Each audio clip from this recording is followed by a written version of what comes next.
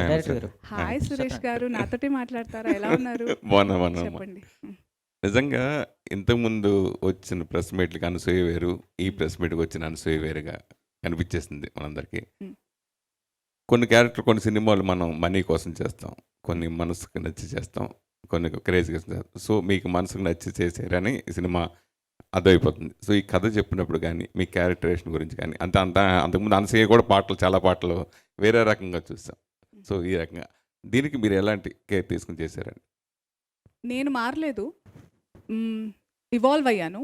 మార్పు వేరు, ఎవల్యూషన్ వేరు. సో ఈ సినిమాతో నేను ఇవాల్వ్ అయ్యాను డెఫినెట్గా. ఇంతకు ముందు కూడా I'm an entertainer.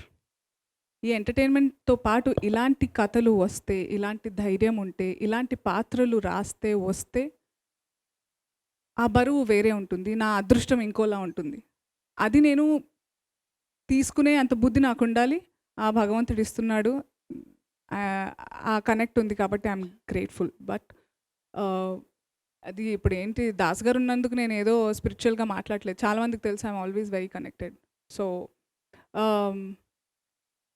You will see, అలాంటి పాటలు చూస్తారు తప్పకుండా. యాజ్ అన్ ఎంటర్టైనర్ నేను చేస్తాను. బట్ ఈ సినిమా అనేది అంటే ప్రతి పాత్ర నాకు నచ్చే కనెక్ట్ అయ్యి చేస్తాను. కానీ ఈ సినిమా ఇట్స్ ఎలా చెప్పాలి నేను, ఇది జరిగింది. ఇది